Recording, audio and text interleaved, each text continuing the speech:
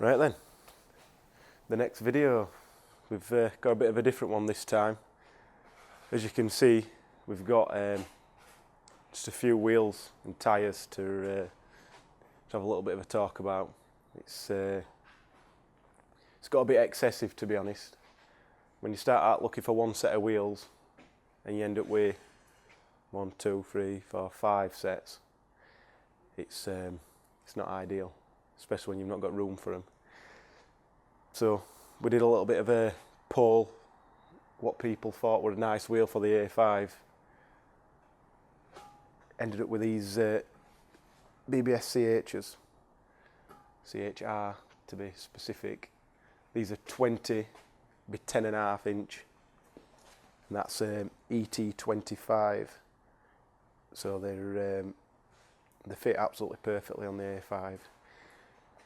Turns out we did the poll, and these were coming out on top, and they were a set not too far away with some dodgy tyres on. Need a little bit of a refurb, a few bits of curb rash, a little bit bent and dinged up here and there, but nothing too major, to be honest. Centre caps are a little bit bad, so they're out, and getting some new ones. So obviously that left us needing some new tyres. So we spoke to Nankang, told them what our plans were, and daily use, I come up with a AS2 Plus, which is A-rated in the wet, which when you're in England is a good idea. Efficiency is not as good as some like top-end efficiency tyres, but you don't get the grip with those, so that's why we decided to go with these ones. And they've got a nice tread pattern on them. Wet grip, very important.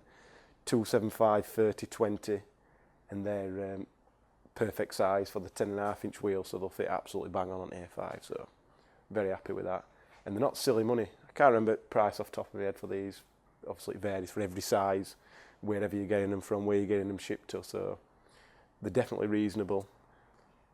You're talking half price or equivalent Pirelli. Don't want Michelin, maybe even less than that. So daily use, these are absolutely fine. So that's the plan with this. This is good for us. It's going to be driving it to shows, driving it to the track, driving it daily back to work, and just general use. So not needing to be out and out grip, but they need to last 15-20,000 miles and not kill you the first time it rains. So in the scope of work for the car, it's Nürburgring, a little bit of track driving. So we said if we're going to drive it to the ring, to Spa, on some tyres, we needed something that's decent in the wet. We've always run NS2Rs on our big power daily cars, and these are another tyre from Nankang that these would only be rated in the wet, which, looking at the tread, you'd think that they'd aquaplane like mad, but they're very, very good. All the guys run them. They don't last quite as long as these ones, because these are a 240 tread wear, these are 180, and you can get different sizes that go down to like 120 tread wear, which are a little bit better on track. So if you're looking at raw numbers, if these last a bit more than half as long, you're doing pretty good. But on the track, you can do, from our experience in RB, for which absolutely destroys tyres, it's one track day, you can kill a set if you want to go crazy. These are do probably 10 laps, and then you want to let them cool down a little bit. But then you just keep going until there's nothing left. You can go down to just where these are completely bald as far as track's concerned. Some track tyres, you're going to pay stupid amounts of money for them. You'll get one use where they get hot, they go rock hard, all the oils come out. I don't know the exact reason why they do go off, but they go off and they're no good. You might lose a second or two a lap, and they're not going to behave how you want them to behave. So we like these they're a good all round. You can drive them to the track, you can run them hard all day, and as long as they're not bald, legally drive them home, have no problems with them, and they'll last a reasonable amount of time as well. So they're a good all round tyre, and we're looking, like, from the Ibiza, we've done loads of testing, tried every tyre possible. We've got a few new ones that have just come out that we're going to test, but if we're looking at raw numbers, you're talking, say, in the size that we run, 60 to 70 quid a tyre, to save a second a lap, maybe 2 seconds if you dial the setup to suit the new tyre again, you're probably looking at like 170, maybe even 200 quid a tyre. So for the track day enthusiast, these are one of the best. We also sell some Federal RSRs, which are more track focused than these. They're not as good in the wet. They take a little bit more warming up. So we still, when anybody asks us what tyre we're going to run, we go back to these. If it's just a track car, put the Federals on. But this, they're good. The Federals are similar price to the NS2Rs. Nankang do some better tyres than these for track and race use. They're the AR ones. I think they're the 100 tread wear tyre, so they're a lot softer than these.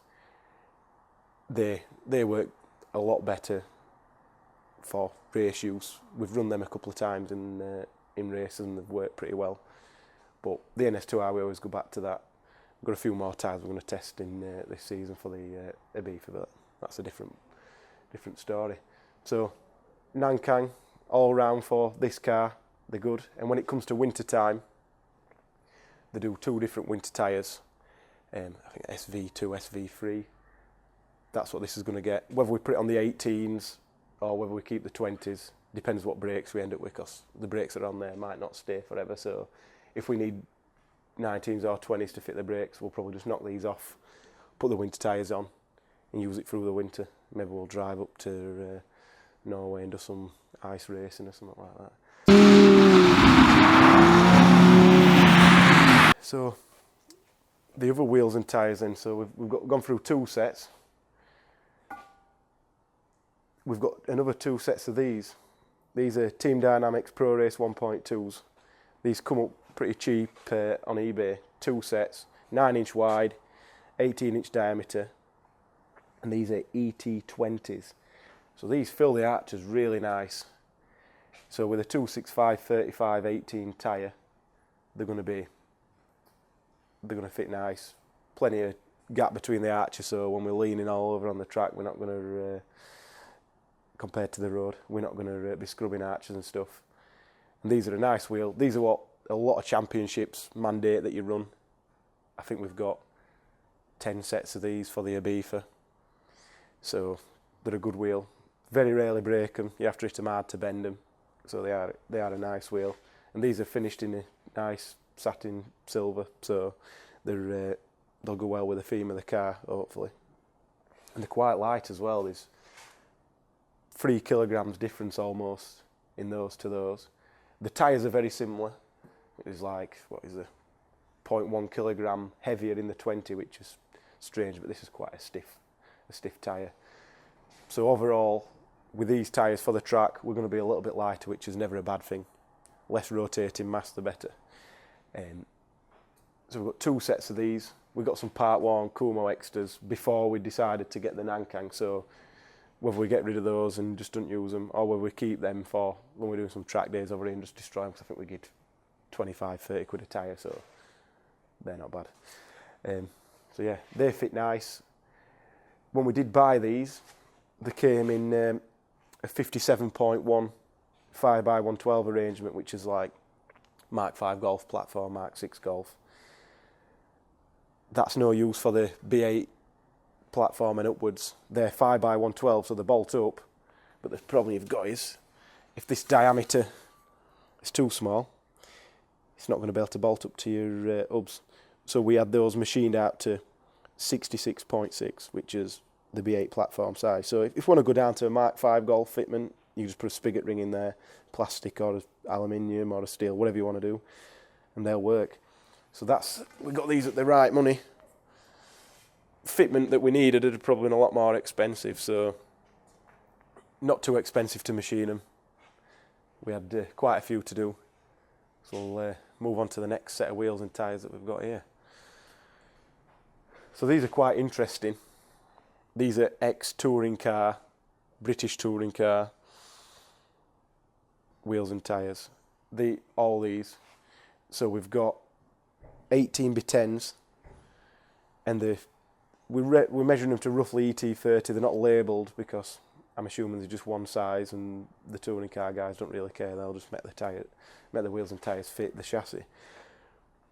These because the offset difference, they're pretty similar in how far they stick out, so there's no fouling issues, and we're not really touching anything on the suspension side either, so these will just fit straight on in place of these. And these are underneath it. I'll just shift this wheel, which these are fairly light, 1 kilogram heavier than the 9-inch, so an inch wider, a kilogram more to be expected. But these tyres, what's noticeable about these are the Dunlop wets that they run in the touring cars. They're just so light. They're like 3 kilograms per tyre lighter than these. It's same for the slicks, a lot lighter. But these are true motorsport wets. You can't run these on the road. If you drove these on the road and you got pulled over, you're not insured. You'll probably get some points on your licence. You're probably getting a lot of trouble because these are race-only tyres. But these come up at the right money, along with the slicks. These are the hard compound slicks, so they'll last tons of track days. And if it's absolutely pouring it down, put the wets on and drive like it's dry, basically. That's why we got them. Whether they end up on this car at some point this year, we'll see what happens. It's England, so the wets are more likely than the slicks. So we've got plenty to choose from. They all look very similar except for their BBSs, so you'll only be able to tell which ones we've got on by the tyres that we've chosen. But it's more than likely we're going to drive to the ring and to Spa on these.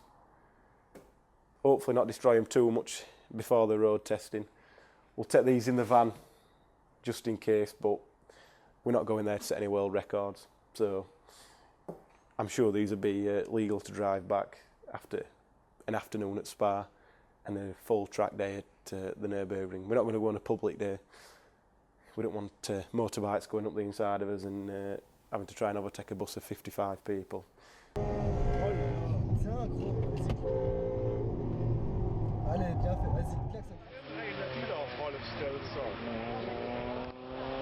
So we'll do a proper track day. Try and book all ours with circuit days if we can. He always do us a good deal. Chris is a sound guy and he's got all the good dates. So if anybody's got any more questions about the wheels, any questions about the tyres, let us know in comments. We'll do a blog after the vlog. That'll have some more information in there as well. Hopefully answering some questions. And when these come back from powder coat, so we're going to go gloss black rather than the satin that everybody seems to run on these sort of wheels. When these come back from powder coat, we'll get the tyres on, get them on the car, and we'll do a little bit of performance testing.